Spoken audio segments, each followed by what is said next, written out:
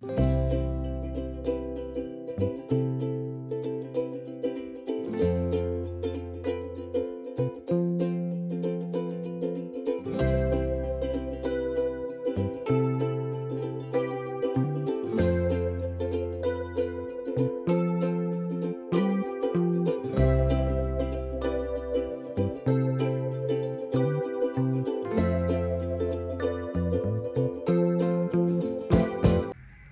वालेकुम। कैसी है मेरी यूट्यूब फैमिली। उम्मीद करती हूँ आप सब अच्छे होंगे, खुश होंगे। अल्हम्दुलिल्लाह जी, हम भी अच्छे हैं, हम भी बढ़िया हैं।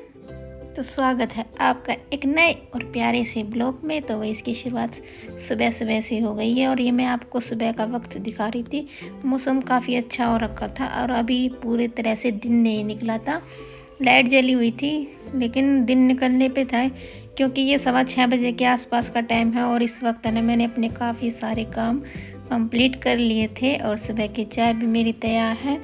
चाय नाश्ता करने के बाद भाई अलीशा हो रही थी स्कूल के लिए तैयार और मैं अपने उथल पुथल हुए घर को समेटने में लगी हुई थी। भाई सुबह का वक्त है ना, हर हाउस वाइफ के लिए ऐसा ही बिजी होता होगा और पूरा घर ऐसा बिखरा होता है, क्योंकि हर बंदा वही कपड़े यहाँ वहाँ फेंक देते। पूरे घर में ना कपड़े कपड़े नज़र आ रहे, कुर्सी पे, बेड पे, दूसरी वाली कुर्सी पे और टीवी यूनिट के नीचे भी। भाई सच जहाँ देखोगे ना सुबह के वक्त ना वहाँ पे कपड़े मिलेंगे, क्योंकि सुबह का वक्त होता ही ऐसा। भाई बच्चे स्कूल के लिए रेडी होते हैं, जो वो उतार के जाते हैं उन कपड़ों को वैसे ही पटक जाते हैं। फिर हमारे वकील साहब भी रेडी होते हैं, वो भी जो रात के कपड़े होते हैं वो आके ऐसी कुर्सी पे डाल देते हैं, तो इसलिए ना हर जगह कपड़े कपड़े हो जाते हैं। तो भाई वैसे रात को ना मैंने चद्दर तो ना अच्छे से झाड़ के बिछाती हूँ, रोज़ ही का काम है। रोज़ ही भाई बिना बिस्तर झाड़े है ना मेरे को नींद नहीं आती। तब तक बिस्तर ना झड़ेंगे ना बिल्कुल दिल में ऐसा रहेगा अजीब सा, इसलिए रात को ना अच्छे से चद्दर वगैरह झाड़ के जब रात को भाई अपने बेड पे जाते हैं, तो इसलिए ना सिर्फ चादर इकट्ठी हुई थी तो मैंने चादर को अच्छे से कर दिया है बढ़िया तरीका सेट, और पूरा बेड भी एकदम से सेट कर दिया और सारे कपड़े हटा दिए। जो धुलने के थे वो मशीन में डाल के आ चुकी हूँ, और जो तय करने वाले थे, जो मतलब यूज़ के नहीं थे, तो वो तय करके वापस बेड पे रख दिए हैं। और अलीशा भी साथ के साथ तैयार हो रही थी और ये ना अपनी एनसीसी की ड्रेस को चेक कर रही थी, क्योंकि ना उसकी है ना जो 2 ड्रेसें हैं उनमें से एक की पैंट टाइट हो गई थी, तो ये वही चेक कर रही थी कि मेरी कौन सी पैंट ठीक है। तो जो ठीक वाली थी उसने पैक करके अपने स्कूल बैग में रख ली, क्योंकि आज उसकी एनसीसी की क्लास है। फिर उसके बाद है ना भाई मैं चली गई थी ऊपर झाड़ू लगाने के लिए। अंदर तक तो लगा लाई हूँ, अब मैं चली गई थी ऊपर। और ना भाई सीढ़ियों में झाड़ू ना मैं रोज़ नहीं लगाती, एक दिन छोड़ के एक दिन लगाती हूँ, क्यों इतना आना जाना तो हमारा ऊपर होता नहीं है। और जो भी कूड़ा वगैरह कुछ होता ना, तो वो ना जो ये पुट्टी सी झड़ती है ना, बस वो ही होती है, और थोड़ी बहुत रेती है वो होती है। वैसा कोई ख़ास तो कूड़ा होता नहीं, बस रेती और पुट्टी का ही होता है। इसलिए ना भाई रोज़ रोज़ नहीं लगाती। झूठ बोलने से कोई फ़ायदा नहीं कि हाँ भाई मैं तो पूरी सीढ़ी वगैरह में रोज़ झाड़ू लगाती, नहीं भाई। एक दिन छोड़ के एक दिन लगाती हूँ और एक दिन छोड़ के ही पोछा लगाती हूँ। वैसे नीचे वाली सीढ़ियों में तो रोज़ ही लग जाता है, जहाँ तक अब मेरी झाड़ू लग रही है इतनी सीढ़ियों में, लेकिन जो ऊपर से तक है ना उसमें दूसरे दिन लगाती हूँ, तो ठीक रहता है, गंदा नहीं होता। और ऐसे नहीं कि पुट्टी भी रोज़ रोज़ की झड़ के गिरती है, ऐसा नहीं है।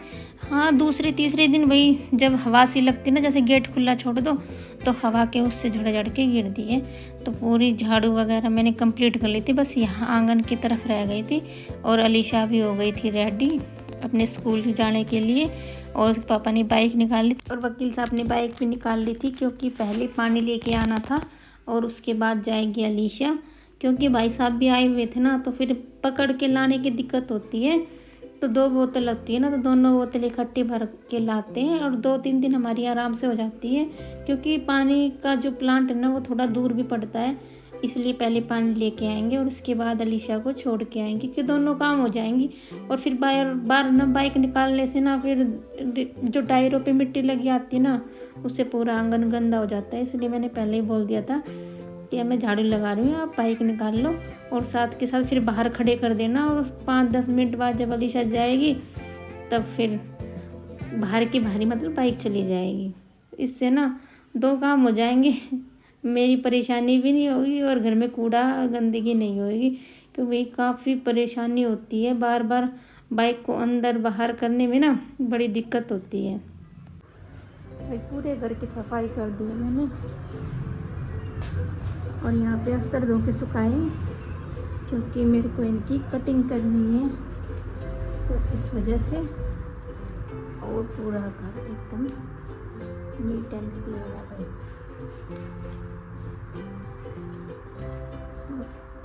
किचन भी भाई साफ सुथरी, लाइट बंद है, पूरा घर। काफ़ी मेहनत लगती है भाई घर को पूरा साफ सुथरा करने में। तो देखिए पूरा घर है, बस ये पैंट पड़ी हुई है, ये मेरे को हटानी है। ठीक है जी।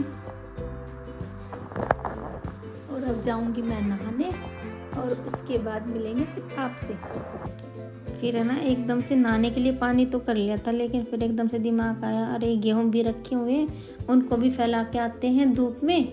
तो फिर इसी चक्कर में ना फिर मैं ऊपर आ गई। फिर ऊपर देखा तो भाई छत भी गंदी हुई रखी थी। फिर मैंने सोचा चलो भाई लगे हाथ झाड़ू भी लगा लेते हैं, अभी नहाए तो है नहीं, और नहाने के बाद झाड़ू लगाने का ना कोई फ़ायदा होता नहीं, क्योंकि फिर ना धूल मिट्टी में हो जाते हैं। और आप देख पा रहे हो रस्सी हिल रही है, क्योंकि अच्छी खासी हवा भी चल रही थी, और धूप तो भाई अब तो ठीक ठाक ही निकलती है।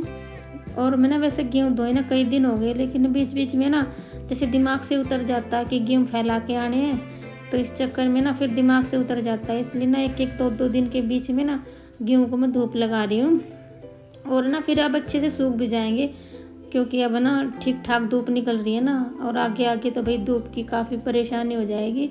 गेहूँ धो के सुखाना और बहुत भारी काम पड़ने वाला, तो मैं भी धो के सुखा रही हूँ, तो इससे ना सूख जाएगा। क्यों यहाँ पे ना धूप है ना कम आने लग गई है भाई, सिर्फ 1 या 2 घंटे की धूप निकलती है, ज़्यादा नहीं निकलती। तो पूरी झाड़ू लगा के पूरी छत भी अच्छे से क्लीन कर दिया, और इसके बाद ही गेहूँ सुखाऊंगी, क्योंकि फिर साफ़ सुथरी छत हो जाती है ना, फिर देखने में भी अच्छा लगता है, और कुछ जैसे गेहूँ वगैरह सुखाना तो भी अच्छा लगता है। वैसे गंदी तो कुछ थी ना, बस ये पेड़ पौधे की जो पत्तियाँ झड़ती है ना, बस वही होती हैं, ऐसे गंदी तो कुछ खास थी नहीं।